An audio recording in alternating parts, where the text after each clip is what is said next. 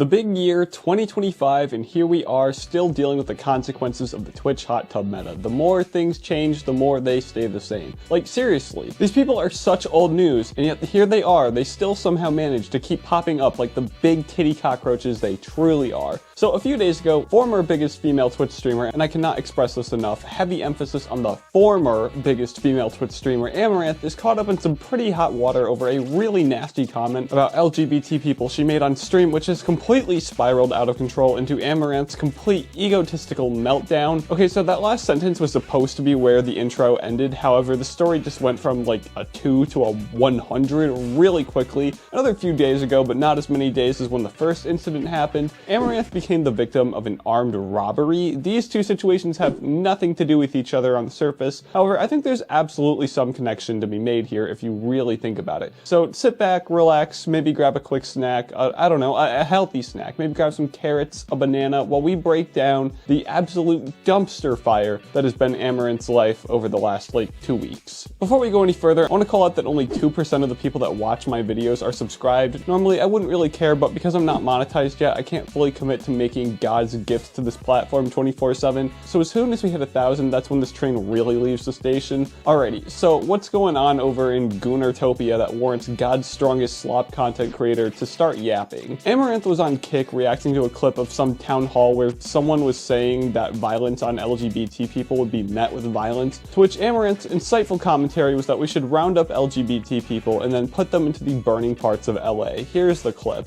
And that's why you don't want the city to be a safe space for trans people. You better prepare for trans people to make this a very unsafe space. And you could 9 times out of 10 figure out exactly why they're saying what they're saying. Give the crazies all of California. It's already land of fruits and nuts. Yeah, we can give them California. I'm fine with that. They can live in LA.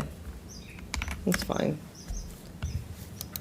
It has been 1 month since Southern California exploded in a fierce fire tore through the Palisades and beyond. Just a few hours later, on the other side of LA County, another deadly fire breaks out, the Eaton Fire, raced across Altadena and Pasadena. The two fires charred more than 37,000 acres, they can all live. That's over a lovely community. 16,000 structures, and cost 29 people their lives. Too bad it didn't cause the right people to. Damn, man, we really got blatant homophobia in the big 2025. It really never ends, unfortunately. Doing my homework, I've seen a lot of other slop tubers too afraid to pick an actual side in this issue.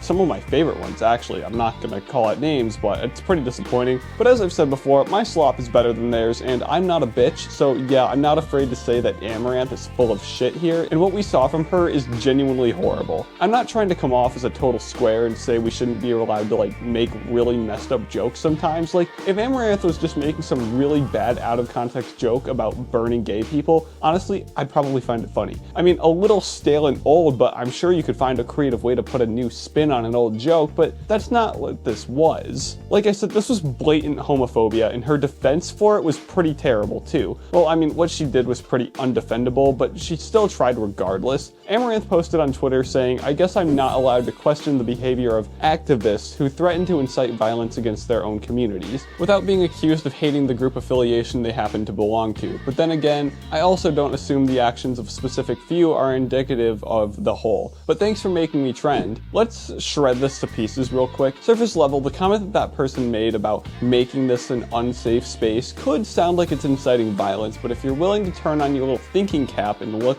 back into the entire history of violence towards LGBT people, what this turns into is a case of self-defense. Amouranth is really just another stupid grifter trying to appeal to her incel audience, which she adamantly denies later on, but we'll go into that. Man, I sure hope the concept of violence as a whole doesn't come back up in this story later on. I mean, that'd be some really nasty foreshadowing if it did. I mean, it would be completely awful if Amouranth had to learn the hard way about what it's like to be on the side of the attacked. And that's what I think today's theming of the video is going to be. It was originally going to be about how you respond to your own bad actions determines your character, but like I've said before, we go from a 2 to a 10 pretty quickly later on. So keep the general idea of being on the other side in the back of your head while we deal with the rest of the drama. So Amouranth's going out trying to clap back at the people calling her out, really fighting for her life over on Twitter, till one person really able to hit a nerve of hers. Someone calls out that Amouranth's overall clout on the internet's been in a pretty steep decline. She's been absolutely nosediving in subs, watch time, viewers, the whole shebang, which means either one of two things has finally happened. Either her fans found out that they don't have a shot with her, or the gooners are finally quitting and returning to society. Anyway, she really didn't take well to this one, responding back, "If I ever put fries in a bag, it'll be a publicity stunt because I own all the McDonald's in my city." Another sad example of her clinging to her money is a very depressing defense mechanism. Like, really, that's all she can go to. She's got money. Her kids, probably her grandkids too, are set for life, but you can tell that that money is just really not enough to feel secure about herself. And I mean, when your whole career was made by getting naked in front of millions of people, yeah, it's kind of expected that that would leave a big void where your soul is supposed to be. Like, seriously, the money comments do not stop. Another guy was trolling her, saying Kick streamer is like the biggest insult you can give to someone online, which is absolutely true unless Kick ever decides to give me millions of dollars, in which case Kick is the future of streaming and we should all migrate over there. Amouranth comes back saying, "Nah, the word you're looking for is poor, i.e. you. When I'm in having a internet feud where your only defense mechanism is haha, I have more money than you competition and my opponent is Amouranth." Actually, nah, I think the word you're looking for is soul, which you have none of. But you know, maybe we're all the real losers here because none of us happen to own a 7-Eleven. I don't know, the jury's still out there. Anyway, she goes on to fat shame someone after that, call a few more people broke, and then, "Dear Lord, what is this?" Holy fish paste, what is that? It's crazy that this is only like half of her yap session. She really thinks she's cooking, but she doesn't seem to understand that she put all the ingredients in the pot but forgot to turn on the stove. Now, I know this looks big and scary, but it'll be okay. You can watch me absolutely clap some kids in Fortnite while we go through it. Y'all keep referencing sides and saying the word grift like you're playing a video game, and how on the character select screen it's utterly frictionless to pick a different face. Y'all are the real two-faced fucks, total brain rot. Keep self-reporting. I just call it like I see it. I don't have an agenda or some master plan to appeal to another demographic. I have made so much money that the incremental dollar doesn't make me compromise in any way you might. Anyone that thinks that switching political allegiances is some kind of profitable endeavor is just projecting. Maybe for a political streamer, cough, grifter, the economics make sense. But for my segment of the market, it is not financially rewarding to speak your mind. Literally, people make jokes about how they watch my stream on mute. You are thinking I'm doing this for money says more about you than it does about me. I am certainly not against any group or affiliation. To a fault, I have never been able to see beyond what is right in front of me, and what I saw was a person threatening violence indiscriminately in a town hall setting, to their own community no less, and many others acting in a manner unbecoming. Do you think at that town hall deserved to be violently threatened? The context that my detractors, with your head in the sand or so far up your own asses, miss is the following quote from the clip I shared. "If you say you're afraid of Trump, and that's why, then you better prepare for trans people to make it a very unsafe place." Who does this threat target? Not Trump, who they profess to hate. Not his supporters, who they would consider birds of a feather. No, they don't make their violent threats against those people. Instead, they explicitly threaten the people who, under duress, might accede to a position that they are against. Those are the people they go after, innocent bystanders just trying to avoid the crossfire at all costs. You can't even defend them by saying that they are merely callouts and they're acceptable of who might be collateral damage. They singled out specifically the fellow citizens in their own community. Isn't that the literal definition of domestic terrorism? Yeah, okay, so first off, Money, I got money, I got. money does not make you right. It never has. Next, and we're gonna go through this pretty fast, by the way. I'm like dreading how long this video is gonna be to edit. The grifter allegations. So maybe there's a chance she's not a grifter, but if she's not a grifter, then she's absolutely homophobic. She claims to not have any hatred towards any groups of people, but you kind of implied you wanted to put LGBT people in the LA fires. So which is it? Are you grifting to your incel audience and you don't believe that we should burn gay people, or are you just homophobic? Pick a lane because you've you've already gone too far to say you're not in at least one of them. In my personal opinion, I don't think she's a grifter. I think she's genuinely homophobic. Because her first response to one LGBT person making a vague hint at possible violence over them being persecuted, she then went on to make the whole LA fire comment. So no, Amouranth cannot distinguish between the actions of one person and a whole group. Last thing I want to touch on here, the whole comment on domestic terrorism. You know who else were labeled domestic terrorists back in their day? The Black Panthers. The people that had to patrol the police because said police would not stop harassing and killing black people. LGBT people face similar persecution every day. So no, I don't think that comment was domestic terrorism. I think this is a marginalized group of people being really sick of being under constant threat from the powers that be in our society. Dear Lord, I mean really, I had to calm down for a bit after writing that part because there was a whole section where I just find multiple ways to call her just the biggest scum of the earth, but that would be a waste of time. I believe in finding value we can take away from stupid internet drama, and despite how atrocious the situation is, it's not different from any of the others, and there's a lot of important things we can learn here.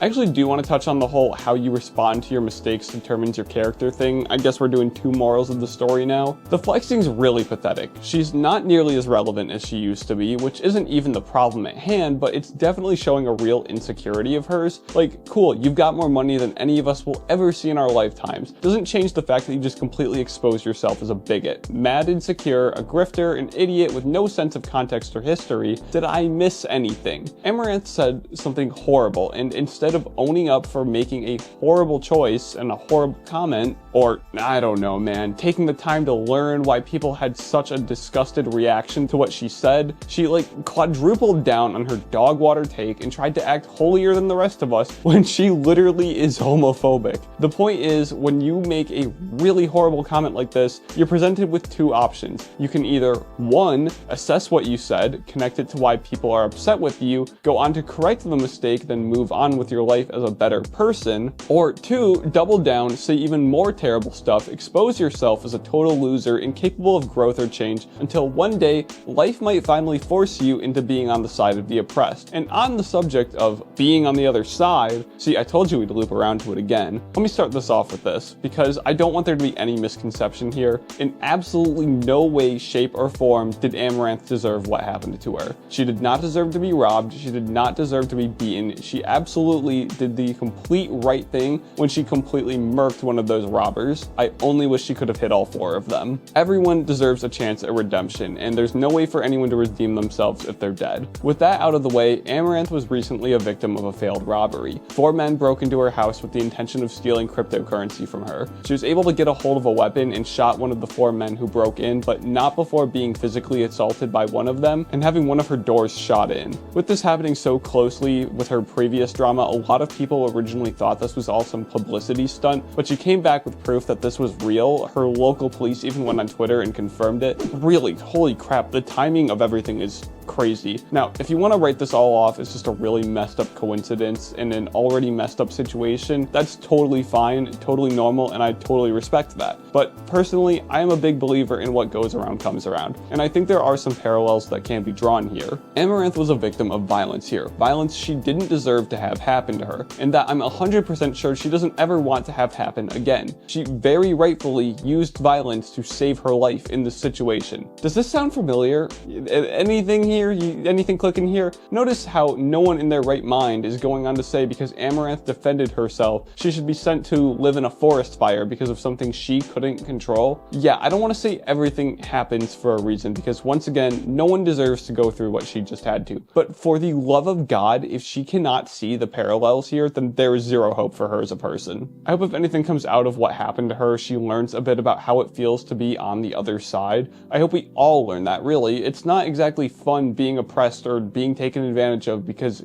who really knows? You literally could end up losing your life over it. So maybe think twice before putting other people down. If you have to wear someone else's shoes, you might not like the way they fit. But anyways, guys, that's it from me. Do me a favor, subscribe. Like I said earlier, tragically, only 2% of you beautiful people are actually subscribed, and unlike Amouranth, I'm broke, so I would love to get monetized, and I can't do that without all of you. Join that I was here before Rizikai hit 1,000 club. You get bragging rights and a free yacht in 20 years down the line. You can hold me to that one. But anyways, guys, that's it from me. See ya.